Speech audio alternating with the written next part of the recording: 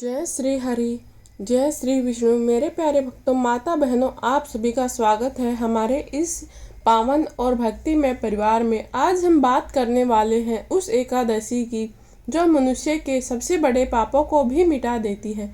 जी हाँ भक्तों, आज हम सुनने जा रहे हैं पाप मोचनी एकादशी की अद्भुत और चमत्कारी कथा।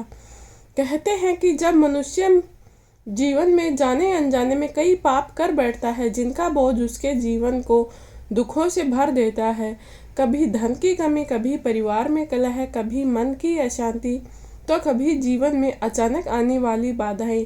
और भक्तों, इन सब का कारण कई बार हमारे पिछले जन्मों के या इस जन्म के पाप भी हो सकते हैं।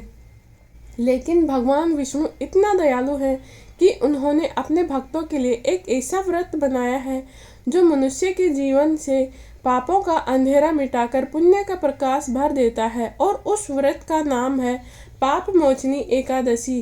कहा जाता है जो भी भक्त इस एकादशी का व्रत करता है और इसकी श्रद्धा से कथा सुनता है या सुनाता है, उसके जीवन के बड़े से बड़े पाप भी नष्ट हो जाते हैं। लेकिन भक्तों, क्या आप जानते हैं कि इस एकादशी की कथा की शुरुआत कहाँ से हुई, किस ऋषि ने इसका ज्ञान दिया और किस तरह एक महान तपस्वी भी मोह के जाल में फंस गया था। आज की यह कथा बहुत ही रहस्यमयी और चमत्कारी है। तो भक्तों, वीडियो को अंत तक जरूर सुनिए क्योंकि इस कथा में छुपा हुआ संदेश आपके जीवन को बदल सकता है। तो बिना देर किए शुरू करते हैं पाप मोचनी एकादशी व्रत कथा। प्राचीन समय की बात है। स्वर्गलोक में एक बार एक महान तपस्वी ऋषि लोमेश अपने आश्रम में कठोर तपस्या कर रहे थे। उनका तप इतना तेजस्वी था कि देवता भी उनकी तपस्या का सम्मान करते थे। उसी समय महाभारत काल के एक महान योद्धा अर्जुन भगवान श्री कृष्ण के साथ वन में विचरण कर रहे थे। अर्जुन के मन में कई बार धार्मिक प्रश्न उठते थे। एक उन्होंने भगवान श्री कृष्ण से पूछा कि हे प्रभु, मुझे कई एकादशियों का महत्व बताया है, लेकिन मैं जानना चाहता हूँ कि चैत्र महीने की कृष्ण पक्ष की एकादशी का क्या महत्व है। तो श्री कृष्ण मुस्कुराए और बोले कि हे पार्थ, तुमने बहुत अच्छा प्रश्न किया है। यह एकादशी अत्यंत पवित्र है और इसका नाम है पाप मोचनी एकादशी। भगवान बोले, जो भी मनुष्य इस व्रत को करता है उसके जीवन के बड़े से बड़े पाप भी नष्ट हो जाते हैं। फिर भगवान विष्णु ने अर्जुन को एक प्राचीन कथा सुनाई। बहुत समय पहले पृथ्वी पर एक सुंदर वन था जिसका नाम था चैत्र रथ वन। यह वन इतना सुंदर था कि देवता भी यहाँ आकर विचरण करते थे। उस वन में एक महान तपस्वी ऋषि च्यवन का आश्रम था।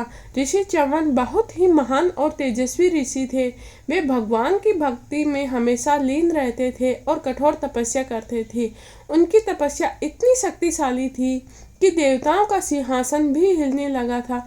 और यही कारण था कि स्वर्ग लोक में रहने वाले कुछ देवता चिंतित हो गए। उन्हें डर था कि कहीं ऋषि च्यवन अपनी तपस्या से स्वर्ग का स्थान ही प्राप्त न कर ले।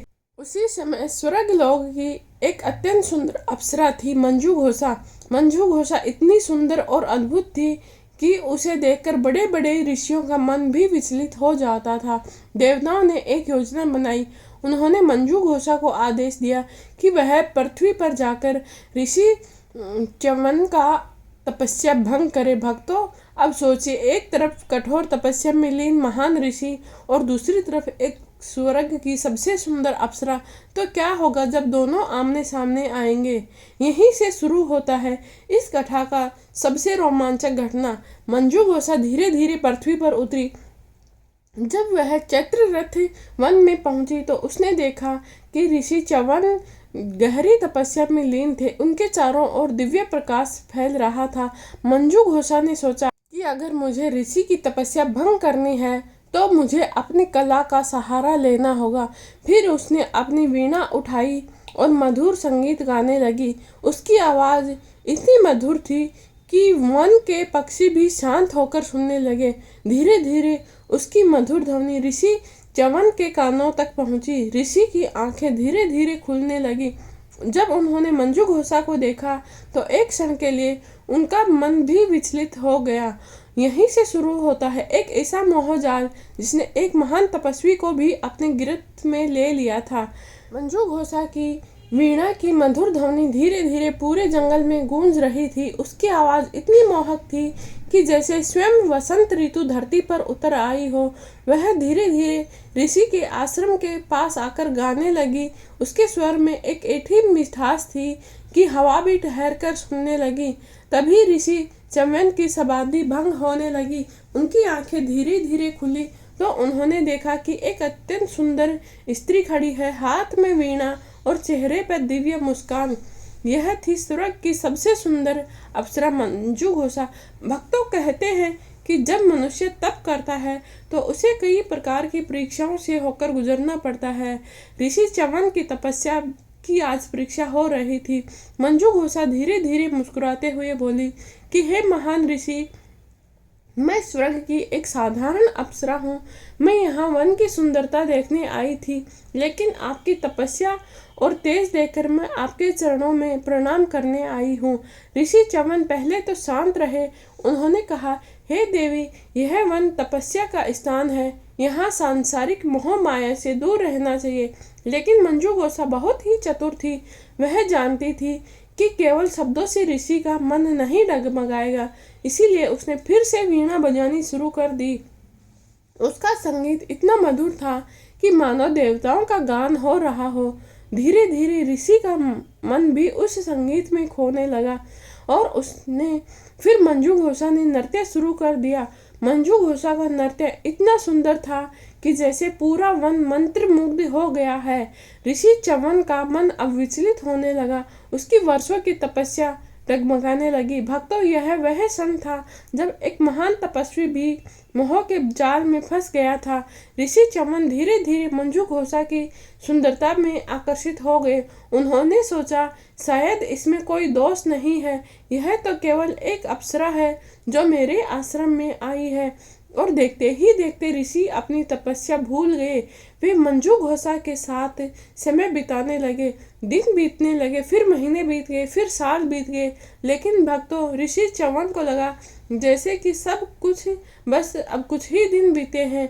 माया का जाल ऐसा ही होता है, मनुष्य को पता ही नहीं चलता कि कैसे समय बीत गया।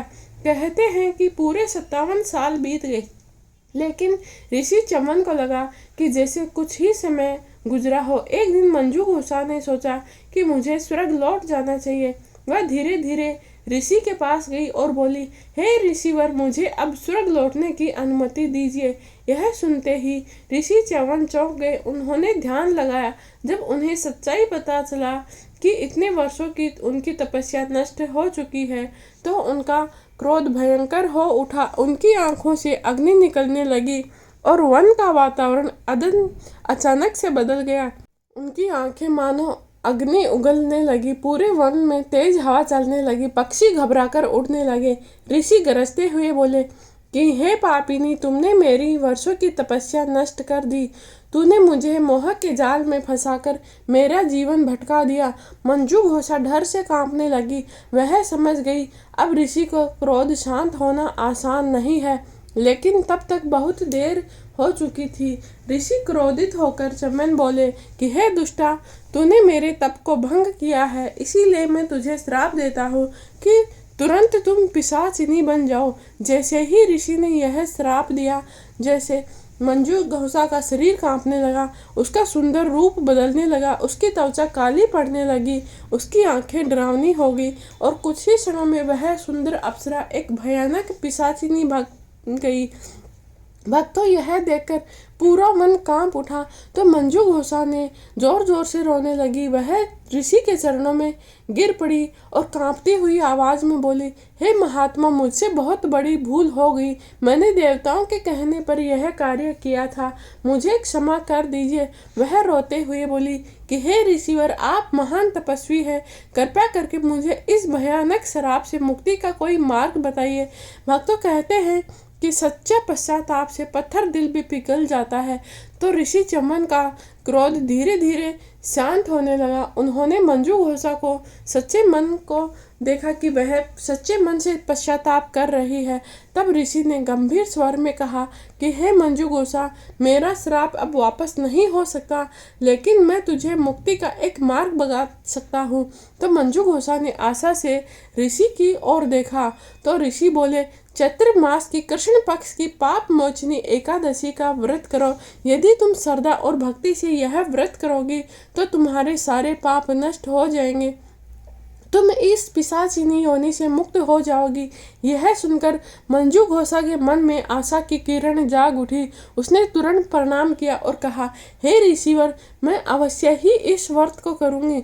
भक्तों, मंजुघोषा को अपनी गलती का एहसास हो चुका था। वह रोती हुई जंगल में भटकती रही। दिन बीतते गए, रातें बीतती गई, लेकिन उसके मन में एक ही आशा थी, पाप मोचनी एकादशी का व्रत। कुछ समय बाद चैत्र मास की कृष्ण पक्ष की एकादशी का दिन आया।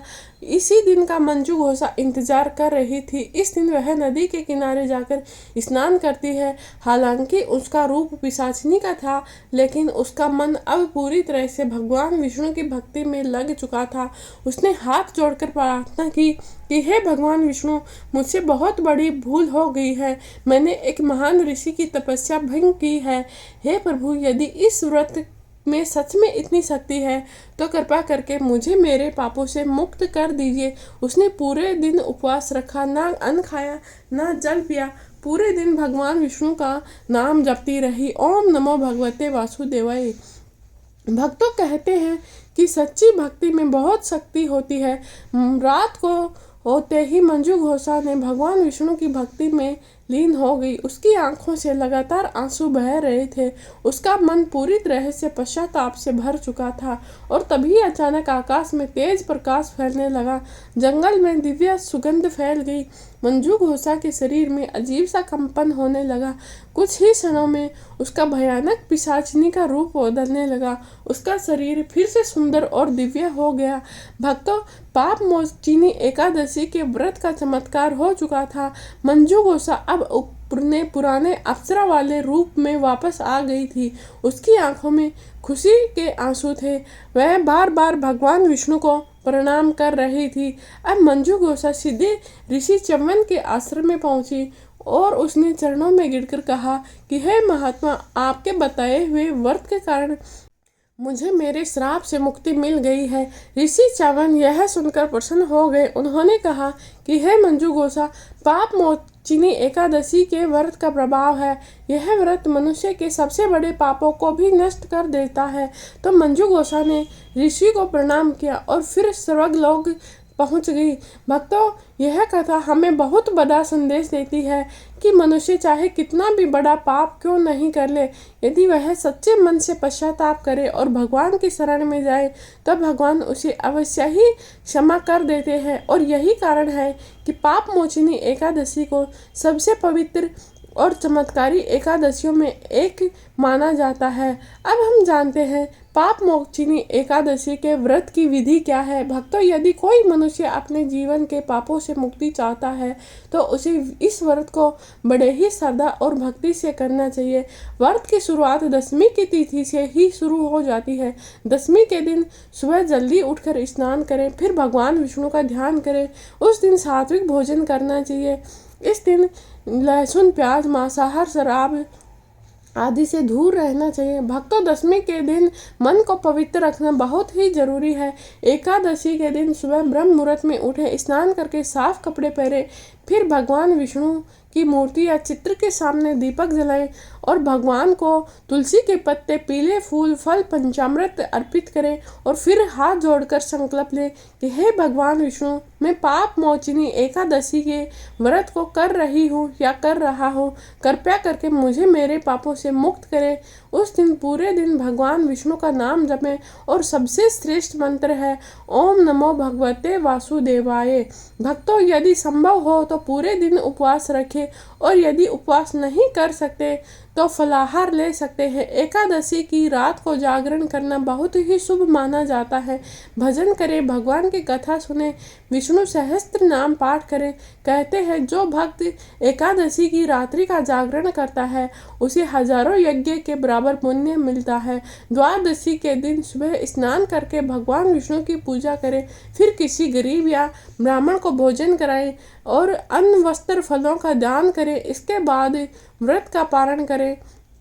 भक्तों, पाप मोचनी एकादशी बहुत ही पवित्र है। शास्त्रों में कहा गया है कि जो भी मनुष्य इस व्रत को श्रद्धा से करता है उसके जीवन के बड़े से बड़े पाप नष्ट हो जाते हैं। इस व्रत के प्रभाव से पिछले जन्मों के पाप नष्ट हो जाते हैं, जीवन की बाधाएं दूर हो जाती है, घर में सुख समृद्धि शांति आती है और धन समृद्धि बढ़ती है, अंत में मोक्ष की प्राप्ति होती है। तो भक्तों, इसीलिए इस एकादशी को पापों को नष्ट करने वाली एकादशी कहा जाता है। भक्तों, मनुष्य चाहे कितना भी पाप क्यों नहीं कर ले, यदि वह सच्चे मन से पश्चाताप करे और भगवान विष्णु की शरण में आए तो भगवान उसे अवश्य ही क्षमा करते हैं। जैसे मंजू घोषा को पाप योनि से, पिशाचिनी की योनि से मुक्ति मिल गई थी, वैसे ही भगवान विष्णु अपने भक्तों के जीवन से दुख और पाप दूर कर देते हैं। तो भक्तों, यदि आपको यह कथा अच्छी लगी है तो इसे अपने परिवार और मित्रों के साथ ज़रूर साझा करें और कमेंट बॉक्स में ज़रूर लिखें जय श्री हरि, ताकि भगवान विष्णु की कृपा आप सभी पर बनी रहे।